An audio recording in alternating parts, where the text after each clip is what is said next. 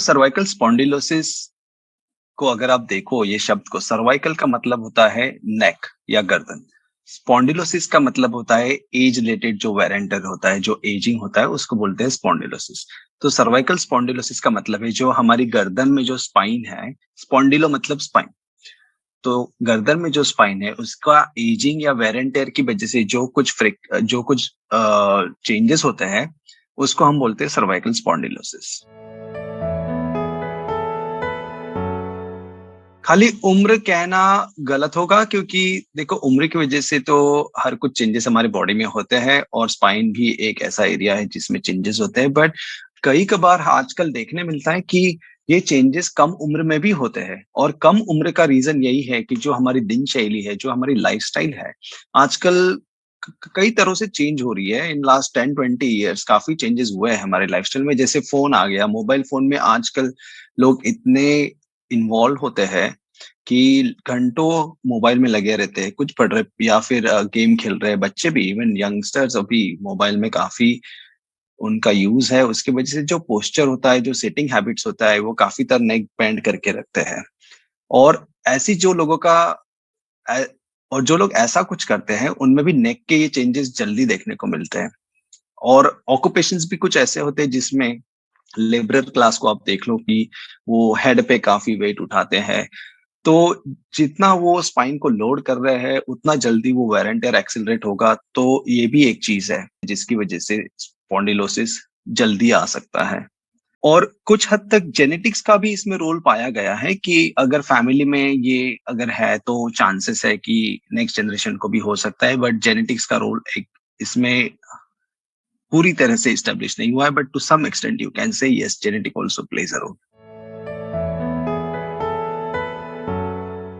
सबसे पहला कॉमन जो सिम्टम है वो है गर्दन में दर्द होना।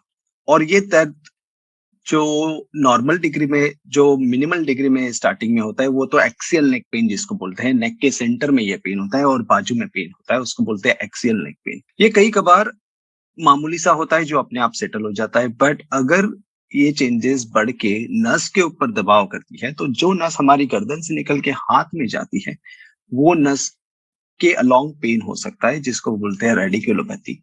तो गर्दन में दर्द, हाथों में दर्द, जो नस हाथ में जा रही है उसमें वो एरिया में झुंझुनाहट होती है, एक सेंसेशन अजीब महसूस होता है, वहां पे कम सेंसेशन भी हो सकता है, फीलिंग्स कम हो जाती है वहां की।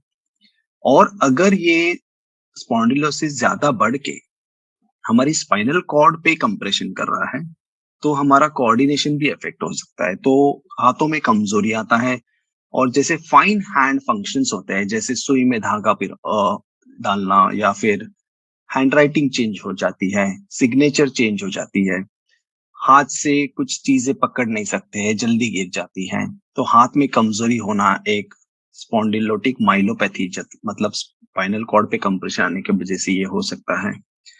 हमारे वो पेशेंट्स के गेट में भी चेंजेस देखने मिलते हैं, जो जब चलते वक्त थोड़ा वो वाइड बेस चलते हैं, मतलब पैर थोड़ा वाइड रख के चलते हैं, बैलेंस में उनको प्रॉब्लम होता है।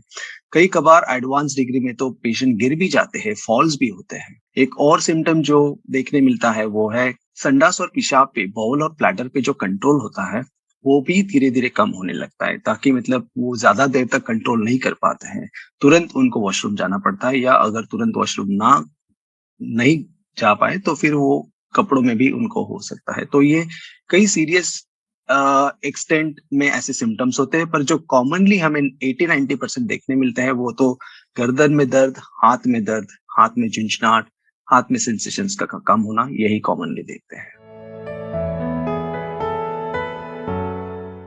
इसकी चपेट में मैं तो कहूंगा कि एज रिलेटेड ही फैक्टर है, और हम क्लियरली नहीं बता सकते हैं कि किसमें जल्दी होगा, किसमें लेट होगा। इसका एग्जांपल वही समझ लो, जैसे किसी के बाल जल्दी सफेद होते हैं, किसी के लेट सफेद होते हैं, उसी तरह से एजिंग भी है। किसी किसी को तो हम 30 या 30 से यंगर एज में भी हम देखते हैं कि उनका सर्वाइकल स्पाइन का स्कैन काफी, उसमें चेंजेस आए हुए, मल्टीपल लेवल्स पे गद्दी सरक गई है। पर अगर आप एक विशिष्ट तरह के लोगों को स्टडी करें, ये लोगों के लाइफस्टाइल में ये ऐसे कुछ कर रहे हैं ताकि, जैसे मैंने एग्जांपल दिया, फोन में काफी देर लगे पड़े हैं, अखबार पढ़ते हैं, या पढ़ाई करते वक्त एक पोजीशन में घंटों बैठ के डेस्क जॉब करते हैं, कंप्यूटर पे बैठ के डेस्क जॉब करते हैं घंटों और उसी पोजीशन में बैठे हैं।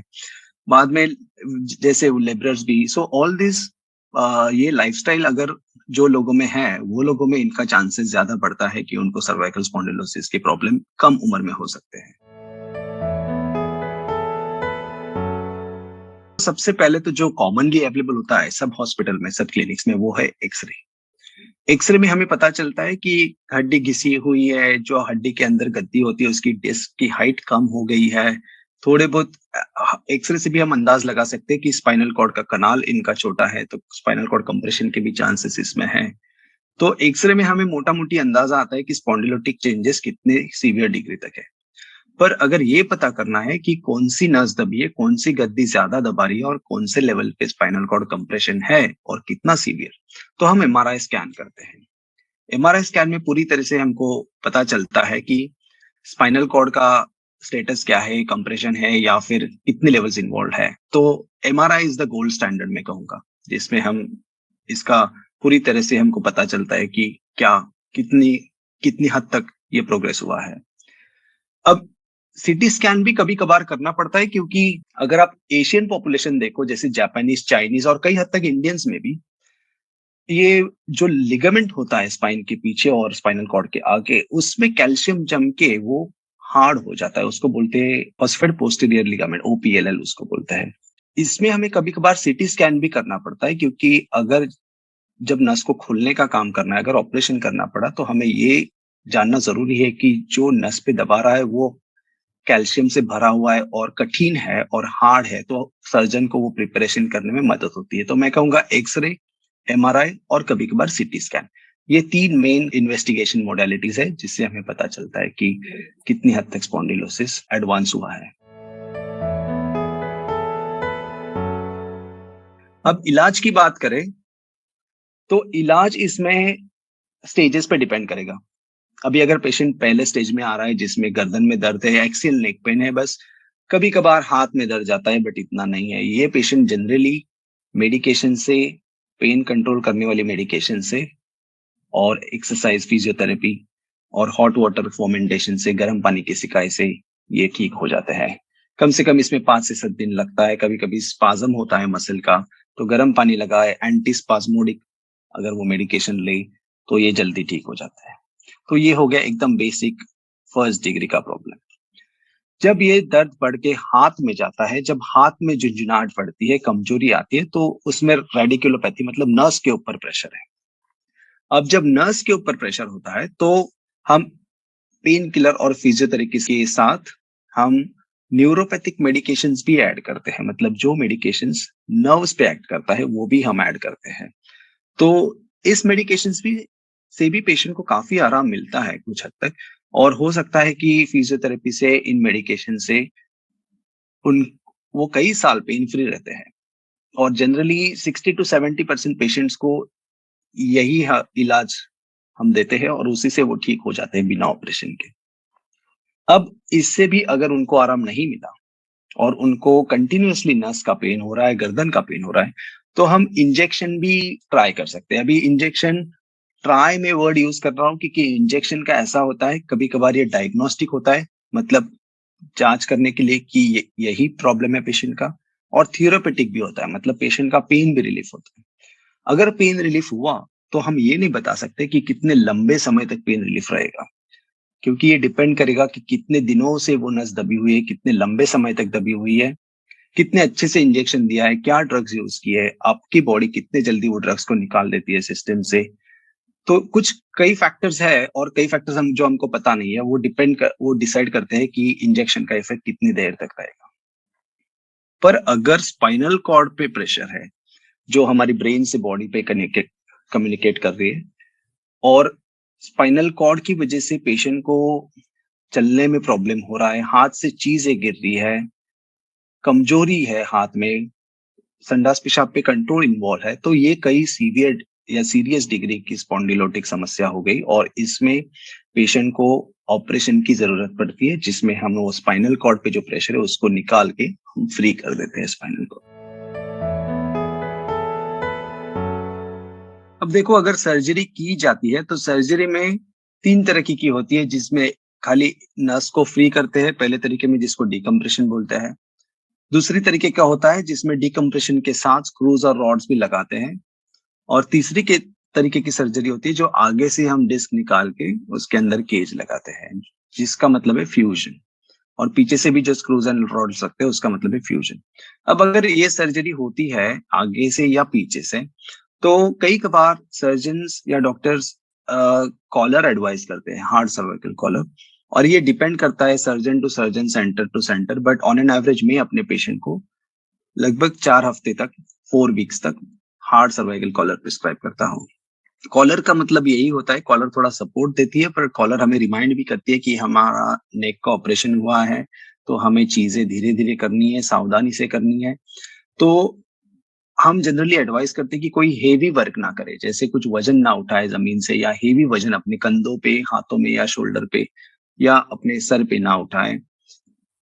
ये सतर्क रहे कि हम गिरे ना, कहीं फॉल ना हो। अभी एवरीवन ऑफ अस ट्राइज कि फॉल तो ना हो, पर कभी कभार वॉशरूम में जाते हैं, जमीन गीली होती है तो गिर जाते हैं। तो हमें इंश्योर करना है कि हम थोड़ा एक्स्ट्रा प्रिकॉशंस ले और नेक पे इम्पैक्ट ना हो। दूसरी एक समस्या, अगर आगे से ऑपरेशन की तो कई कबार देखने मिलती है पेशेंट्स में, उनकी आवाज में थोड़ा बदलाव होता है, आवाज थोड़ा भारी सा होता है, उनको स्वेलो करने में कभी कभी डिफिकल्टी होती है। और ये स्टार्टिंग इनिशियल कुछ डेज में होती है, क्योंकि हम अपनी फूड पाइप और विंड पाइप को थोड़ा रिट्रैक्ट करके यहाँ से स्पाइन में पहुंचते हैं, तो उसके अंदर थोड़ा स्वेलिंग होता है। बट एज डे पासेस, जैसे टाइम निकलता है, ये स्वेलिंग कम होके हमारा आवाज और स्वेलोइंग डिफिकल्टी अच्छी हो जाती है। तो स्टार्टिंग के डेज में हमें थोड़ा इंश्योर करना पड़ेगा ये पेशेंट्स में कि हम उनको ज्यादा कड़क फूड ना दें, liquid food, semi solid food 1-2 दिन के लिए वो दें।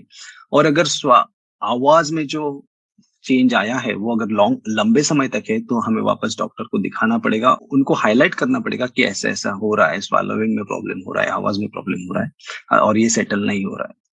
तो ये कुछ छोटी-छोटी चीज़ें हैं, बट लॉन्ग टर्म में आप अगर देखोगे, जैसे 6 महीने, 1 साल के बाद, तो इतना मेजर ऐसे इनकी लाइफ़स्टाइल में कुछ प्रॉब्लम नहीं होता है। सर्वाइकल रेंज ऑफ मोशन भी है, जो गर्दन ऐसी-ऐसी टर्न करते हैं, वो भी यूजुअली उतना ही रहता है। थोड़ा बहुत जो कम मोशन होता है, वो हम फिजियोथेरेपी से रिस्टोर कर सकते हैं। अब कॉलर निकालने के बाद 4 हफ्ते के बाद हम इन्हें कई कबार फिजियोथेरेपी देते हैं, ताकि वो अपनी नेक की मसल स्ट्रांग कर सके। अगर अपनी नेक की मसल स्ट्रांग है तो वो अपने आप एक ब्रेस की तरह एक्ट करती है और हमारे नेक को सपोर्ट करती है। दूसरा ये है कि अगर आपको स्पाइन में स्पॉन्डिलोटिक चेंजेस है, मतलब स्पाइन में आपको ये नस वाला प्रॉब्लम हुआ है, तो हो सकता है कई और एरियाज में भी स्पाइन में हो सकता है। तो अगर आपको कमर में दर्द है, पैर में दर्द है, तो ये भी आप थोड़ा ध्यान रखें कि ये भी आप आपके डॉक्टर को फॉलो अप विजिट पे बताएं, ताकि उसका भी इलाज टाइम में हो। ये तो एजिंग प्रोसेस है। एजिंग तो नेचुरल प्रोसेस है एक, जिसको हम कैसे ही रोके कि, क्योंकि जैसे बाल तो सफेद होते ही है, या जैसे आपका एज होगा वो तो एजिंग होनी ही है। पर जैसे मैंने कहा, कुछ चीजें हम ऐसी करते हैं जिसकी वजह से ये प्रोसेस एक्सेलरेट होती है, तो वो चीजें हमें नहीं करनी है, या वो चीजें कुछ अलग तरीके से करनी है। अगर हम घंटों ऐसे पोजिशन में लगे हैं, जैसे पेपर पढ़ रहे, काफी लोग मॉर्निंग में ओल्डीज हमारे जैसे पेपर लेके काफी देर तक ऐसे पोजीशन में पढ़ते रहते हैं उसको, तो पोजीशन एक ना रखे नेक की ऐसे नीचे झुक के, फोन में उतनी देर तक ना यूज करें। कई कबार हम लोग देखते हैं गाड़ी चलाते वक्त लोग फोन ऐसे भी डाल के चलते हैं गाड़ी, वो तो सबसे वर्स्ट है, वो नहीं करना चाहिए लंबे समय तक, या फिर वो करना ही नहीं चाहिए किसी भी पोजीशन में, ऐसे नेक को ट्विस्ट करके फोन गर्दन में रख के। दूसरा एक है कि भारी हेलमेट जो हम पहनते हैं, काफ़ी हमारे बाइक जो चलाते हैं लोग, जो काफ़ी हेवी हेलमेट रहता है उनका कभी-कभार, तो एक अपने हेलमेट को भी ज़रा देखिए उसका वेट, और अगर आप लाइट हेलमेट परचेज़ कर सकते हो तो वो भी बेटर है, क्योंकि जितना आप वेट आपके स्पाइन पे डालोगे, उतना उसका लॉन्ग टर्म में चेंजेस उसमें दिखेंगे, एक्सेलरेशन होगा स्पॉन्डिलोसिस का, तो वो एक छोटी चीज़ है जिसका हमें ध्यान रखना है। तीसरी एक है कि जो हमारे कलीग्स इसे स्लिंग बैग लगाते हैं शोल्डर में, अगर भारी है और उनकी टेंडेंसी होती है एक ही पोजीशन में हर बार लगाते हैं, तो बैग में वजन कम रखें और जो दोनों साइड में प्रेशर डाले शोल्डर पे, ऐसी बैग यूज करें compare to a sling bag. एक और चीज है स्लीपिंग हैबिट्स। जब हम सोते हैं तो बहुत ज्यादा हाइट का तकिया ना यूज करें, बहुत ऊंचा तकिया ना यूज करें, या फिर बहुत पतला भी ना यूज बहुत पतला भी ना यूज करें जिससे हमारी नेक ऐसी हो जब हम साइडवेज सोते हैं। तो तकिया की हाइट बस उतनी ही हो जितने में आपका स्पाइन स्ट्रेट हो, आपकी नेक बेंड नहीं हो रही है ऐसे या ऐसे। तो ये एक छोटी सी चीज है स्लीपिंग हैबिट्स की, पर लॉन्ग टाइम में इसका इफेक्ट होगा अगर आपने ये सही तरीके से नहीं फॉलो किया तो। तो यही मैं कहूंगा छोटी छोटी चीजें हैं, और जैसे भारी वेट भी ना उठाए आप सर पे या शोल्डर्स पे लंबे समय तक। कभी कभार ठीक है, बट नियमित रूप पे रिपीटेडली ये सब चीजें ना करें। रिपीटेडली करने के बाद ही इसके इफेक्ट होते हैं।